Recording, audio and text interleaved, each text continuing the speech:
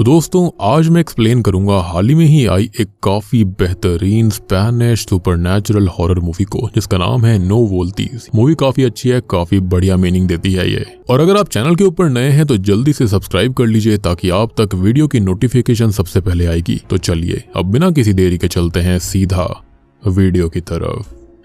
Film की शुरुआत एक बुजुर्ग महिला मिसेस क्लोटिल्डे के परिचय से होती है। वो अपने घर में अकेली रहती हैं और उनका कोई सहारा भी नहीं है। उनके बच्चे तो हैं लेकिन वो सब घर से दूर रहते हैं। खैर इसी बीच हम लालो नाम के एक व्यक्ति को देखते हैं जो कि अक्सर मिसेस क्लोटिल्डे की हेल्प कर दिया करता। वो उनके लिए ग्रोसरी लेकर आता है और वो ऐसा अक्सर करता रहता था। आज भी लालो मिसेस क्लोटिल्डे के लिए सामान लेकर आया था। वो दरवाजे के बाहर से उनको बुलाता है लेकिन मिसेस क्लोटिल्डे टीवी देख रही होती हैं और इस वजह से उन्हें आवाज सुनाई नहीं देती। जब कोई जवाब नहीं मिलता तो लालो घर के अंदर चला जाता है। घर के अंदर वो देखता है कि टीवी के पास कोई नहीं था। तभी ऊपर से कुछ आवाजें सुनाई देती हैं। लालो उन आवाजों का पता करने के लिए सीढ़ियां चढ़कर ऊपर जाता है लेकिन जैसे ही वो मिसेस क्लोटिल्डे के कमरे के पास पहुंचता है वो धीरे से अंदर झांकने लगता है लेकिन मिसेस क्लोटिल्डे उसे चिल्लाकर भगा देती है क्योंकि वो कपड़े चेंज कर रही थी। खैर अब थोड़ी देर के बाद में लालो किचन में सामान रखने लगता है और एक कैबिनेट में चीजें रखने के लिए वो टेबल पर चढ़ जाता है लेकिन कैबिनेट का दरवाजा खुल ही नहीं रहा होता। तभी उसके पीछे से एक अजीब सी आवाज उसको सुनाई देती है। जब वो पीछे देखता है तो एक परछाई उसके पीछे खड़ी नजर आती है। लालो को लगता है कि वो मिसेस क्लोटिल्डे होंगी लेकिन वो तो तभी बाहर पानी दे रही होती है गार्डन में। अब डर के मारे लालो पीछे मुड़कर देखता है लेकिन इस बार उसे कुछ नहीं दिखता। तभी एक अजीब सी ताकत टेबल को गिरा देती है जिसके चलते वो भी गिर गया था। जिसके साथ ही ये सीन यहीं पर कट हो जाता है। जिसके बाद कहानी एक नए किरदार अरोरा पर शिफ्ट होती है जो कि असल में मिसेस क्लोटिल्डे की ही बेटी है। उसके बॉयफ्रेंड का फोन उसके पास में आता है और यहाँ हमको ये पता चलता है कि दोनों के बीच में सब कुछ ठीक नहीं चल रहा था। उनकी लड़ाई हो चुकी है और उसका बॉयफ्रेंड उसे थोड़ा स्पेस देने का फैसला करता है ताकि वो अपने आप को इम्प्रूव कर सके। अब बाद में जब अरोरा अपने घर में होती है तो उसे पीछे से किसी की आवाज सुनाई देती है। वो अपने आप से ये कहती है कि पीछे मत मुड़ना, जो कि इस फिल्म का टाइटल भी है नो वोल्टीज, जिसका मतलब होता है डोंट टर्न बैक। अब इसी दौरान एक भूत उसके सामने आ जाता है लेकिन असल में ये उसका सपना होता है। खैर अब इस नाइटमेयर के बाद में उसे उसके भाई मार्टिन का फोन आता है और इन दोनों के बीच में खाली 4 मिनट का ही अंतर था। जी हाँ, पैदा होने में मात्र 4 मिनट का। अब जैसा कि मैंने आपको बताया कि मार्टिन और अरोरा सिबलिंग्स होते हैं और वो अपनी माँ के बारे में आपस में बात करते हैं। मार्टिन उसको बताता है कि उनकी माँ ठीक है और उससे घर आने के लिए वो कहता है। अब अरोरा अपनी माँ के घर जाने के लिए निकल पड़ती है और वहां पहुंचकर वो दरवाजे पर दस्तक देती है लेकिन तभी उसका भाई मार्टिन उसे पीछे से आवाज लगाता है लेकिन वो पीछे नहीं मुड़ती और जब वो उसे टच करता है तब जाकर वो पीछे मुड़ती है और उसको गले लगा लेती है। यानी कि यहाँ पर एक फैक्टर तो था कि यहाँ पर उसे डोंट टर्न बैक वाली चीज का काफी ख्याल था, जैसे कि उसे पीछे कभी नहीं मुड़ना। खैर मार्टिन बताता है कि वो एक दिन पहले ही माँ के यहाँ पर आ गया था। अब मार्टिन लालो की मौत के बारे में उसे बताता है और कहता है कि वो फिसलकर गिर गया था लेकिन उसकी माँ को इस बारे में कुछ भी नहीं पता। अब ये सुनकर अरोरा परेशान हो जाती है और अपनी माँ से मिलने के लिए अंदर जाती है। घर के अंदर वो देखती है कि उसकी माँ ने हर फोटो में से उनके पिता का चेहरा काट दिया था और जब वो उनसे लालो के बारे में बात करती है तो मिसेस क्लोटिल्डे ये कहती है कि लालो बस वहां पर पड़ा हुआ था और असल में डिमेंशिया की वजह से मिसेस क्लोटिल्डे की यादें अब धुंधली होती जा रही थी और डॉक्टर ने पहले ही बता दिया था कि उनकी बीमारी अब बहुत ही ज्यादा बढ़ती जा रही है। ऐसी हालत में मिसेस क्लोटिल्डे का अकेला इस घर में रहना नामुमकिन था, इसलिए मार्टिन और अरोरा में से किसी एक को उनका ख्याल रखने की जरूरत थी। लेकिन मार्टिन ये कहता है कि वो अपनी मॉम को अपने पास नहीं रख सकता क्योंकि उसकी रूममेट के पास में एक बिल्ली है और मिसेस क्लोटिल्डे को बिल्ली से एलर्जी थी। मार्टिन ये भी बताता है कि वो थेरेपी लेता है और अपनी मेंटल हेल्थ की वजह से वो अपनी मॉम को रखने की जिम्मेदारी नहीं उठा पाएगा। दूसरी तरफ अरोरा भी इसके लिए मना कर देती है। वो ये कहती है कि वो अपनी मॉम को अपने घर ले जाने के लिए रेडी नहीं है क्योंकि वो एक रिलेशनशिप के अंदर है और उसका घर काफी छोटा भी है तो वहां पर वो एडजस्ट नहीं हो सकती। यानी कि दोनों ही इस सिचुएशन से निकलने की कोशिश कर रहे थे और सोच रहे थे कि क्या किया जाए लेकिन वो किसी नतीजे पर नहीं पहुंचते। तभी मार्टिन घर के बारे में बात छेड़ देता है। वो कहता है कि उनके पिता के गुजर जाने के बाद घर की हालत जैसी थी वैसी ही रह गई है और किसी ने भी घर को रेनोवेट करने की, संभालने की या फिर बदलने की कोशिश नहीं करी। अब मार्टिन अपनी बचपन की यादों के बारे में बात करता है और अरोरा को वो दिन याद दिलाता है जब उन्होंने कैंप लेक का ट्रिप किया था। लेकिन वो ये भी कहता है कि उसे अपने बचपन के बारे में इतना कुछ याद भी नहीं है, ना ही अपने पिता के बारे में, और उसे सिर्फ एक ही बात विविडली याद है जब वो 12 साल का था और उसे अपने डैड को स्टेयर्स पर देखा देखा था। शायद उसके पिता की मौत सीढ़ियों से गिरने की वजह से हुई थी। बाद में अरोरा अपना सामान लेकर अपने पुराने कमरे में जाती है और कमरा वैसे का वैसा ही था जैसा कि वो छोड़कर गई थी। वो अपनी पुरानी फोटोज को देखती है, लेकिन तभी उसके पीछे एक टीनेजर अरोरा का रिफ्लेक्शन दिखाई देता है जो कि रो रही होती है। ये देखकर अरोरा घबरा जाती है और जल्दी से अपना मुंह आगे कर लेती है और तभी उसके कानों में एक आवाज गूंज पड़ती है, डोंट लुक बैक, यानी कि पीछे मत देखना। अब रात में मार्टिन सबके लिए खाना बनाता है और डिनर टेबल पर वो अपनी माँ को ये बताता है कि उसने खाना बनाना अपने रूममेट जॉर्ज से सीखा है। उसकी माँ जॉर्ज का नाम सुन के क्यूरियस होती है और मार्टिन से उसके रूममेट के बारे में पूछने लगती है। मार्टिन सबको खाना सर्व करता है और तब मिसेस क्लोटिल्डे कहती है कि वो खाना अपने पिता के लिए भी सर्व करे। ये सुनकर अरोरा इंटरप्ट करते हुए कहती है कि पिता यहाँ पर नहीं है। अब इस बात पर मिसेस क्लोटिल्डे ये कहती है कि वो मानती है कि अरोरा और उसके पिता के बीच में कुछ इश्यूज हैं, लेकिन इसका मतलब ये नहीं है कि वो अपने पिता से नफरत करे। मिसेस क्लोटिल्डे आगे कहती है कि पास्ट की बुरी यादों में खोने के बजाय उन्हें आगे बढ़ना चाहिए और ये कहकर वो पूरा लेक्चर अपनी बेटी को सुना देती है, जो कि सिचुएशन को और भी ज्यादा तनाव भरा बना देता है। अब तभी यहाँ उन सब के बीच बहस होनी शुरू हो जाती है, जिसमें अरोरा अपनी माँ से ये कहती है कि उनके पिता काफी पहले ही खत्म हो चुके हैं, लेकिन मिसेस क्लोटिल्डे इस बात को मानने के लिए तैयार नहीं थी। उनका कहना था कि उनके हस्बैंड तो अभी भी उनके सामने ही बैठे हुए हैं, यानी कि डिमेंशिया की दिक्कत उनके साथ बहुत ही ज्यादा हो गई थी। अरोरा और मार्टिन दोनों ही उनसे ज्यादा बहस नहीं करते और चुप रह जाते हैं, जिसके बाद हम मार्टिन को घर के बाहर जॉर्ज से बात करते हुए देखते हैं, जिससे हमको ये बात पता चल जाती है कि मार्टिन और जॉर्ज असल में रिश्ते में थे और वो दोनों ही गे होते हैं। और इसी बीच वहां पर अरोरा आ जाती है। अरोरा मार्टिन से कहती है कि उनकी माँ का ये मानना है कि उनके पिता जिंदा हैं और अब काफी ज्यादा सीरियस बात हो चुकी है। उनके लिए एक नर्सिंग होम का अरेंजमेंट जल्दी से जल्दी करना होगा, नहीं तो बहुत दिक्कत हो सकती थी। और मार्टिन भी इस बात से सहमत होता है। अरोरा कहती है कि उन्हें अभी के अभी कोई आसपास का नर्सिंग होम ढूंढना होगा, क्योंकि वो अपने कॉम्प्लिकेटेड रिश्ते और पर्सनल इश्यूज की वजह से यहाँ पर ज्यादा दिन नहीं रुक सकती। और ये कहकर वो वहाँ से जाने लगती है। तब मार्टिन उससे ये पूछता है कि तुम डैड से इतनी नफरत क्यों करती हो, जिस पर अरोरा जवाब देती है कि मैं अपने पिता से नफरत नहीं करती, लेकिन अब वो जिंदा नहीं है। अब रात में जब मार्टिन घर के अंदर होता है तब उसे किचन से कुछ गिरने की आवाज सुनाई देती है। जब वो पास जाकर देखता है तो एक चम्मच जमीन पर पड़ी हुई थी। मार्टिन अभी ये देख ही रहा होता है कि तभी एक आदमी की स्पिरिट उसके पीछे उसे दिखाई देती है। वो स्पिरिट कुछ पल के लिए नजर आती है और फिर गायब हो जाती है, जिसके बाद विंडो का ग्लास अपने आप टूट जाता है, जो कि मार्टिन को काफी डरा देता है। मीनवाइल रात में जब अरोरा सो रही होती है तब उसके क्लोजेट से वो स्पिरिट निकलकर उसके रूम में आती है। तभी अरोरा की आंख खुल गई थी, लेकिन वो पीछे मुड़कर नहीं देखती। अब डर के बावजूद वो अपने बेड से उठ जाती है और रूम को चुप चुप कर देख रही होती है, लेकिन उसे वहां पर कोई नहीं दिखाई देता। अब इस घटना के बाद अरोरा अपने बॉयफ्रेंड हुआन को कॉल करके बताती है कि उसकी माँ की तबीयत काफी खराब है और इस वजह से वो यहाँ पर रुकी हुई है, लेकिन वो ये भी कहती है कि जल्दी से जल्दी उनकी मॉम को नर्सिंग होम शिफ्ट कर दिया जाएगा।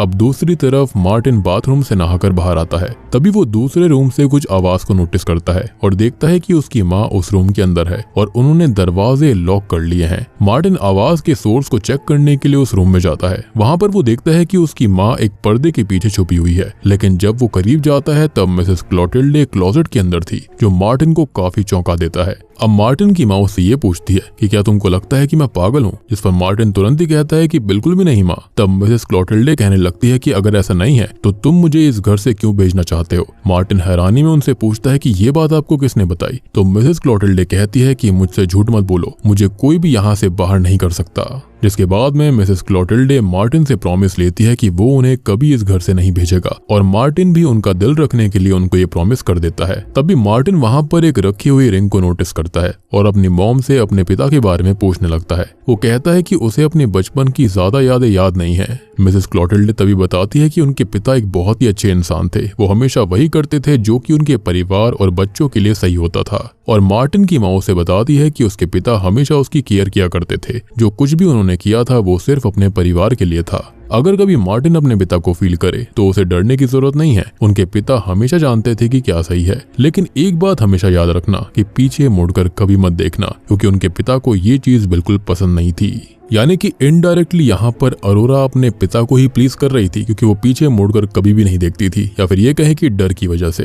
खैर दूसरी तरफ हम देखते हैं कि अरोरा नर्सिंग होम वालों से बात कर रही होती है। अब अगले सीन में मार्टिन और उसकी माँ टीवी देख रही होती है कि तभी अरोरा वहाँ पर आती है और मार्टिन को इशारे से बाहर बुलाती है। बाहर जाकर मार्टिन उसे बताता है कि उनकी माँ ने किसी तरह से उनकी बातें सुन ली हैं कि वो उनको नर्सिंग होम में एडमिट करना चाहते हैं। अब अरोरा उसे साइड में ले जाकर कहती है कि उसने एक नर्सिंग होम से बात भी कर ली है जो कि सिर्फ इस फ्राइडे को अपॉइंटमेंट दे रहे हैं। मार्टिन थोड़ा सा हिचकिचाता है, लेकिन अरोरा उससे ये कहती है कि मैं यहाँ पर और दिन नहीं रह सकती, तुम्हें समझना होगा, मुझे यहाँ से जाना ही होगा। अब मार्टिन ये कहता है कि मुझे लगता है कि माँ के साथ कुछ तो गड़बड़ हो रही है, क्योंकि पहले वो पर्दे के पीछे थी लेकिन अचानक से वो क्लोजेट के अंदर से बाहर आई थी और उस दिन विंडो का ग्लास भी टूट गया था, जैसे कि कोई चिड़िया उससे टकराई हो, यानी कि शायद से कोई रेवन बर्ड।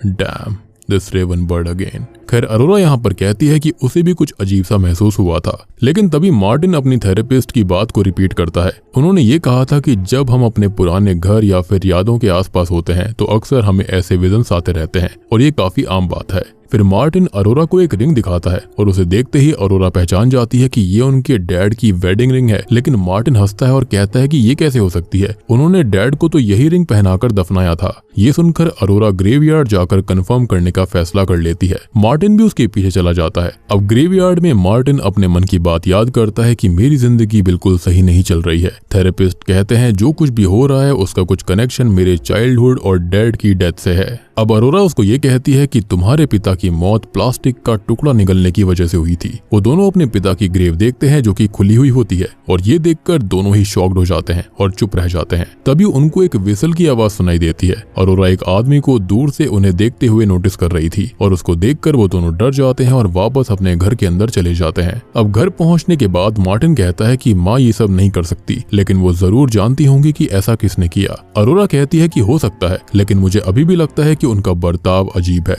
तब मार्टिन उसको बताता है कि जब पिता के गले में प्लास्टिक का टुकड़ा अटक गया था तब मैं उनके पीछे ही था, लेकिन मैं उनकी तरफ पलटकर नहीं देख पाया। अरोरा उसे तसल्ली देते हुए कहती है इट्स ओके मार्टिन, ये उन्हीं का रूल था और तुमने सिर्फ उसी रूल को फॉलो किया। यानी कि जैसा कि मैंने आपको पहले भी बताया कि ये दोनों अभी भी अपने पिता के ही रूल को फॉलो कर रहे थे और ये पीछे मुड़कर कभी नहीं देखते थे। फिर अरोरा मार्टिन से कहती है कि मैं सब कुछ तभी एक्सप्लेन करूंगी जब मैं यहाँ से चली जाऊंगी। अरोरा अपनी माँ से रिंग के बारे में पूछने जाती है कि माँ ये रिंग आपको किसने दी। अब मिसेस क्लोटिल्डे नाराज हो जाती हैं और गुस्से में ये कहती हैं कि तुम क्यों बार बार ये सवाल पूछ रही हो। अब अरोरा फिर से इंसिस्ट करती है कि मुझे बस इतना बता दीजिए कि ये रिंग आपके पास कहाँ से आई। तब मिसेस क्लोटिल्डे शांति से जवाब देती है तुम्हारे पिता ने मेरी मदद की थी इस रिंग को वापस लाने में, और ये जो रिंग है वो उन्हें हमारे साथ रहने में हेल्प करती है। जिसके बाद मार्टिन घर के बाहर अपने पिता की पुरानी यूनिफॉर्म को देखता है जो कि एक हुक पर टंगी हुई थी और उस यूनिफॉर्म के साथ वही विसल भी होती है जो कि उसने पहले ग्रेवयार्ड में सुनी थी। दूसरी तरफ अरोरा को अपनी माँ से जवाब नहीं मिलता तो वो अपने रूम में वापस आ जाती है।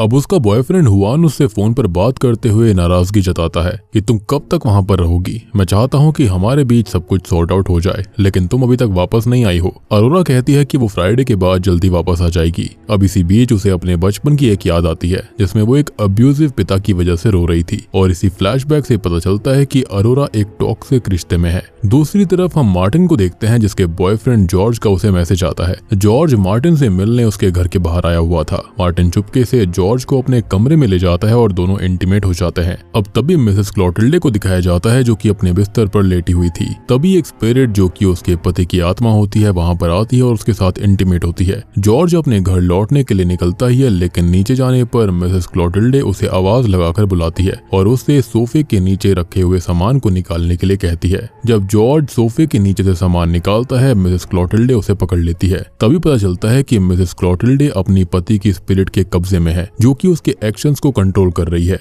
जॉर्ज जब जल्दी से वहां से भागता है और अपनी कार में बैठ जाता है, लेकिन उसके सामने वही स्पिरिट और मिसेस क्लोटिल्डे आ जाते हैं और मिसेस क्लोटिल्डे जॉर्ज को जान से मार डालती है। यानी कि इस घर के अंदर काफी भयानक चीजें चल रही थी।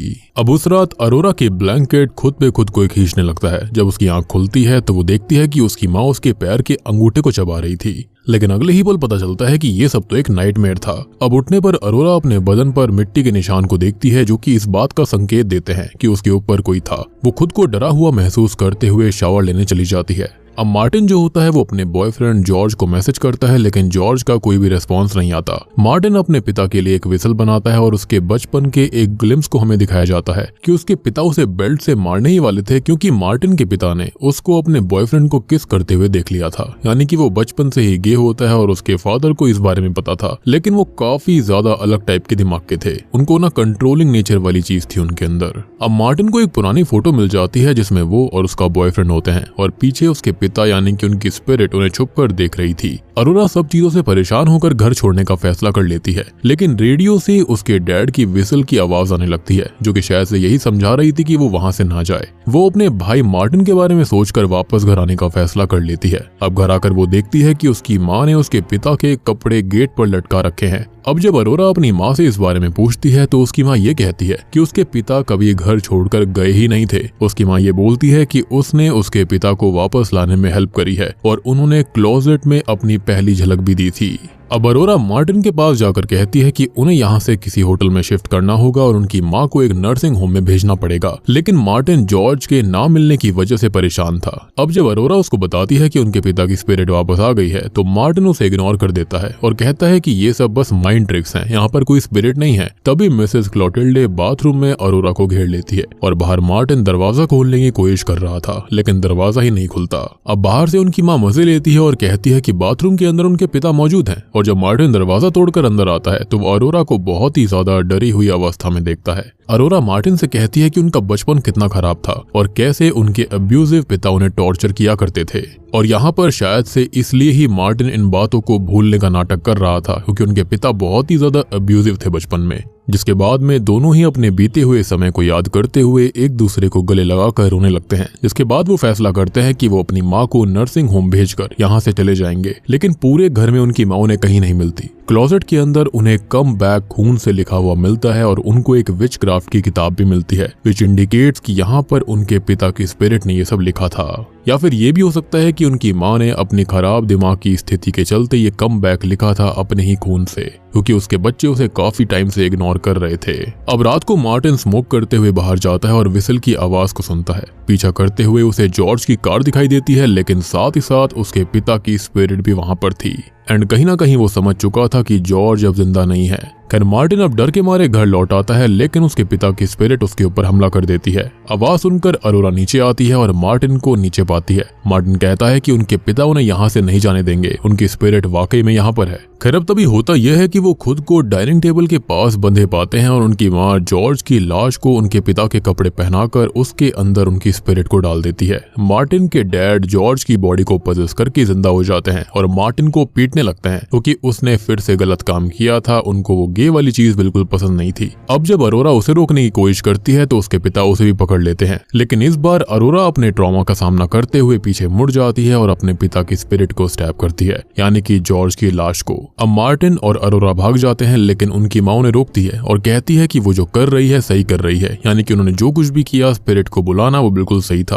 अब मार्टिन और अरोरा अपनी माँ को छोड़कर चले जाते हैं, लेकिन उनके पिता वापस आकर अरोरा को असॉल्ट करने की कोशिश करते हैं। मार्टिन अपने पिता की उंगलियां काट देता है और दोनों भाई बहन वहां से भाग जाते हैं। रास्ते में अब अरोरा के बॉयफ्रेंड हुआन का फोन आता है, जो कि उससे उल्टा सीधा बोल रहा था कि वो वापस क्यों नहीं आई। अब वो उसे गाली देकर फोन को तोड़ देती है, यानी कि उसने एक और अब्यूजिव रिश्ते से खुद को छुटकारा दे दिया था। अंत में दोनों अब नए जीवन की शुरुआत करते हैं और एक नए सपने और उम्मीद के साथ जाने लगते हैं। उनकी माँ उन्हें रोक भी रही होती है, लेकिन तभी उसके हस्बैंड की स्पिरिट उसे वापस घर के अंदर खींच लेती है। एनीवेज इसके बाद में हम एक मिड क्रेडिट सीन को देखते हैं। मिसेस क्लोटिल्डे रोड पर चलती हुई कुछ बड़बड़ा रही होती है कि ये सब उसका फॉल्ट है और उसे अपने परिवार को वापस बुलाना होगा। ऐसा लग रहा था कि उसके पति की स्पिरिट ने मिसेस क्लोटिल्डे को उनके पास भेजा है, क्योंकि शायद से वो उनको अभी तक अब्यूज करना चाहते होंगे और अपने परिवार को एकजुट करके रखना चाहते होंगे, जो कि बिल्कुल गलत था।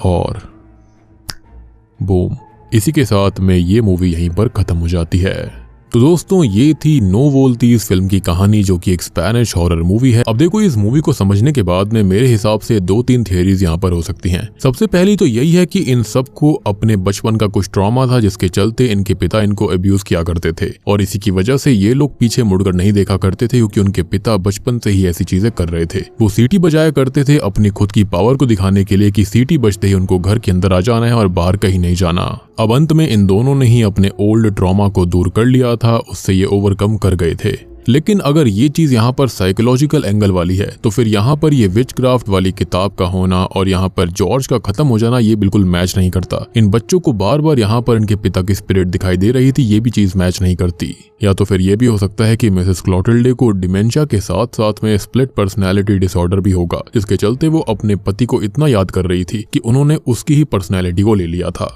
विच एक्सप्लेन्स कि लालो को भी उन्होंने ही मारा था, जॉर्ज को भी उसने ही खत्म किया, साथ ही साथ अपने बच्चों को भी वो इनडायरेक्टली डराकर यहीं पर रखना चाहती थी ताकि वो एक साथ रहें एक परिवार की तरह। फिर एक और थियरी यही आती है कि यहाँ पर वाकई में ये विचक्राफ्ट वाला एंगल बिल्कुल सही था, यानी कि मिसेस क्लोटिल्डे ने अपने पति की स्पिरिट को विचक्राफ्ट की किताब से इस्तेमाल करके बुलाया होगा। शायद वो एक विश थी या फिर अपने पति के खत्म होने के बाद में वो इन चीजों के अंदर घुस गई थी, ये स्किल्स वगैरह उन्होंने सीख ली थी कि विच कैसे बनते हैं, इनका इस्तेमाल कैसे किया जाता है। असल में उनका असली मकसद अपने परिवार को फिर से एक साथ लाना था। वो काफी टाइम से अकेली थी, लेकिन उसने सही और गलत का फर्क नहीं समझा, या फिर उसकी पति की स्पिरिट ने उसे मैनिपुलेट किया होगा। अगर आप इसको सुपरनैचुरल एंगल से देखते हैं तो आप इसको विचक्राफ्ट वाली थियरी को ले सकते हैं, लेकिन अगर ये साइकोलॉजिकल एंगल वाली चीज है तो यहाँ पर आप यही समझेंगे कि मिसेस क्लोटिल्डे जो थी उनको डिमेंशिया के साथ साथ स्प्लिट पर्सनैलिटी डिसऑर्डर भी था। जॉर्ज को भी उन्होंने ही खत्म किया, लालो को भी उसने ही मारा, साथ ही साथ अपने बच्चों को भी डरा कर वो यहीं रखना चाहती थी।